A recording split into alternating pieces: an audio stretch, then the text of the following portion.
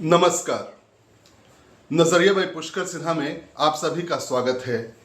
नेपाल में हल्ले हंगामे के बाद एक शांति तो आ गई है, मगर अब भी कौन प्रधानमंत्री बनेगा अंतरिम या कौन सरकार में होगा अंतरिम सरकार में, ये अब तक क्लियर नहीं हो पाया है। कुछ नाम आ रहे हैं सामने, मगर अब तक बहुत कुछ क्लियर नहीं है। एक नाम आ रहा है पूर्व chief justice of Nepal Sushila Karki का, मगर सुशीला कार्की के मामले में भी कई पेच हैं। जो नेपाल का आर्टिकल 132 है उसके मुताबिक जो एक बार चीफ जस्टिस रह चुका है नेपाल का, वो दोबारा वहां कोई दूसरा पद नहीं ले सकता। तो इनके मामले में ये एक पेच बहुत बुरी तरह से फंस गया है। फिर एक और बात है, ये जो आंदोलन हुआ ये जेनजी का था।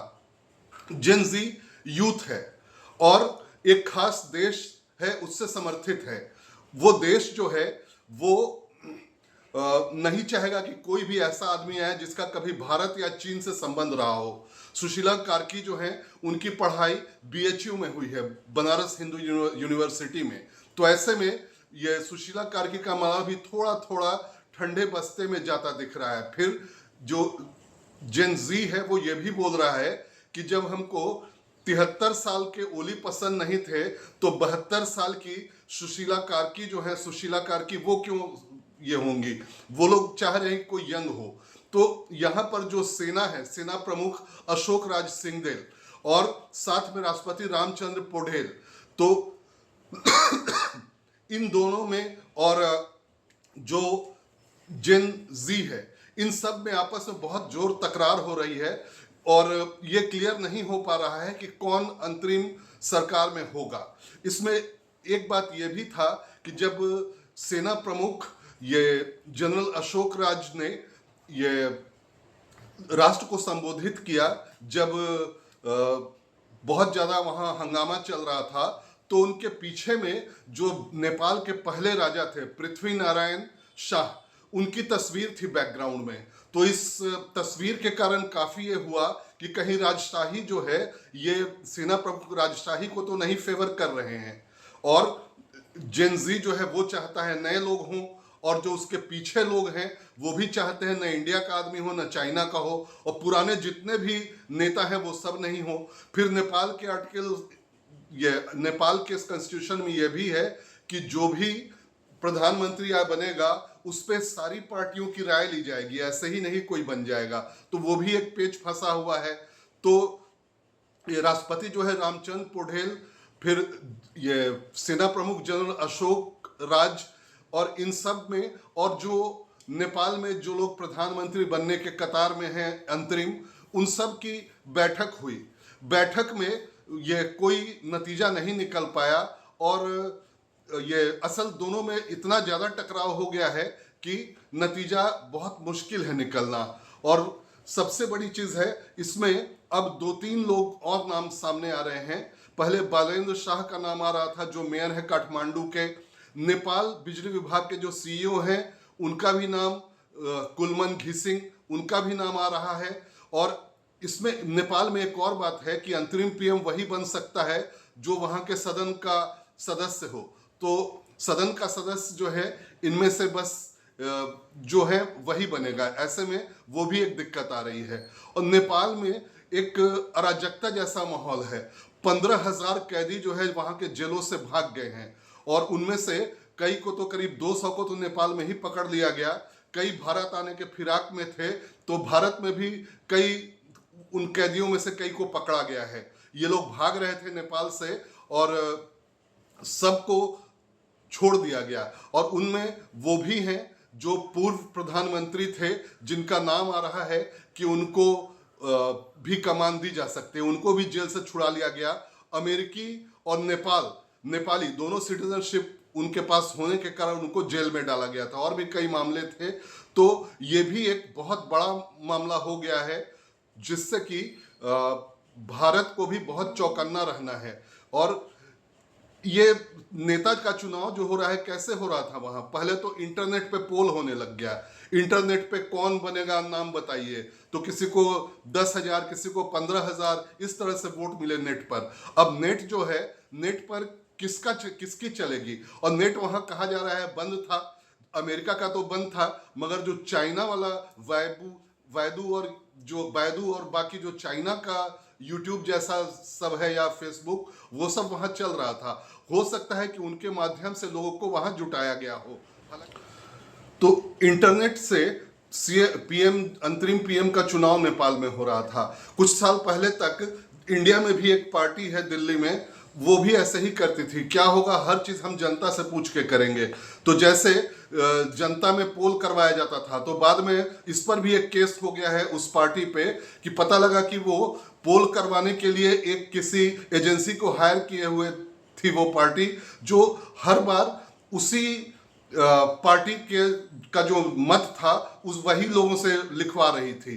तो सब सारे जो आए थे सब एक ही जगह से आता हुआ दिख गया और जनरल पब्लिक का असली बहुत कम दिखा उसमें। तो एक मामला ये भी हो गया इंटरनेट पोल वाला। तो इंटरनेट पोल जो है उससे तो वही आएंगे जिसको वो विदेशी देश जो है वो चाहेगा।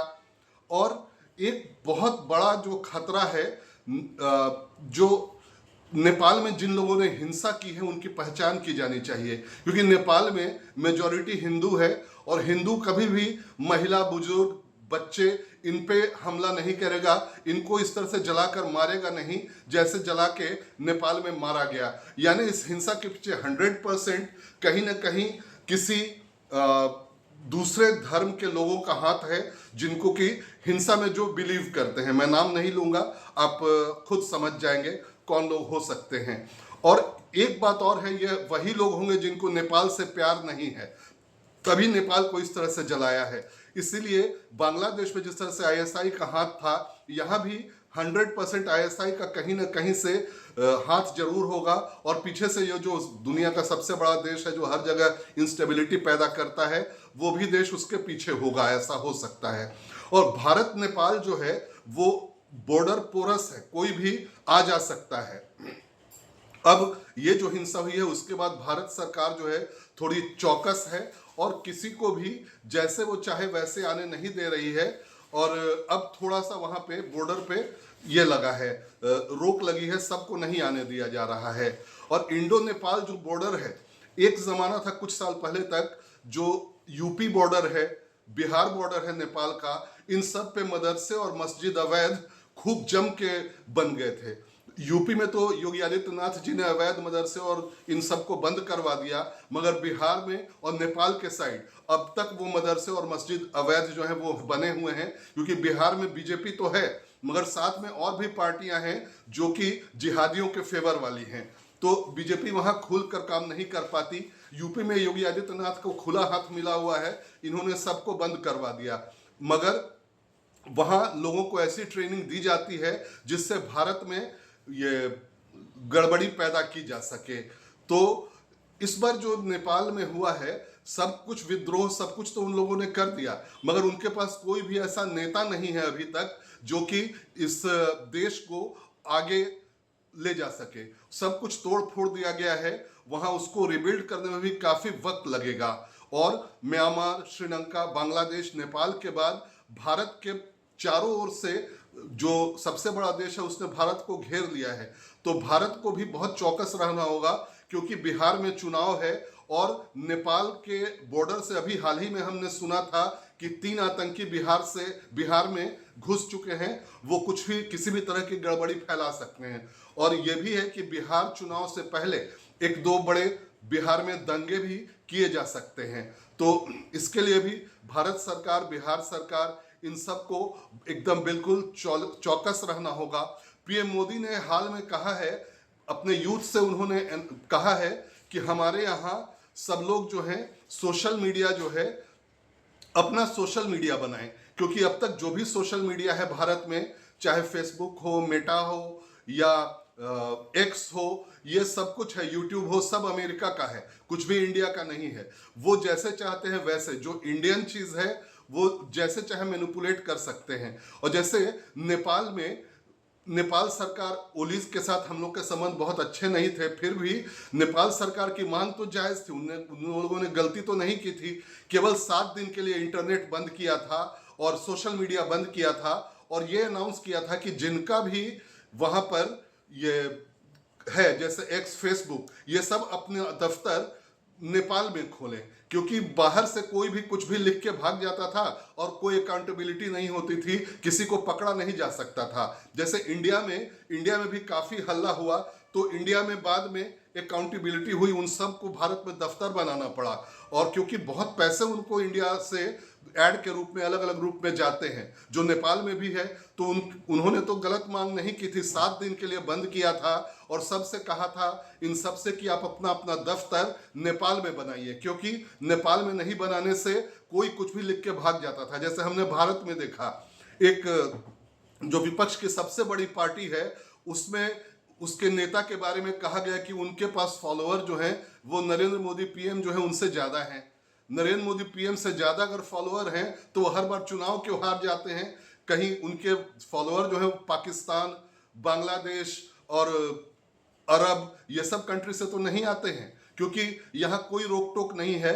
जब ये हुआ कि सोशल मीडिया हर एक का उसके आधार से जुड़ा जाए, तो वही एक खास पार्टी जो है वो सुप्रीम कोर्ट चली गई और सुप्रीम कोर्ट से हुआ इसे निजता का पर हमला बोला गया कि प्राइवेसी जो लोगों की है उस पर हमला हो रहा है, तो इस नाम पर उस सब को रोक दिया गया। और इसलिए भी भारत का अपना इंटरनेट जरूरी है या इस तरह का सिस्टम, क्योंकि रूस के साथ जब अभी यूक्रेन की लड़ाई हुई, तो जो भी जिसके थ्रू भी पैसा आप विदेश में दूसरे देशों में भेजते हैं, वो सब सिस्टम रूस का अमेरिका ने बंद करवा दिया। तो रूस जो है इस मामले में पंगु हो गया। अब वो कई देशों को सीधे अपना डॉलर या जो भी उसके पास है वो नहीं भेज सकता।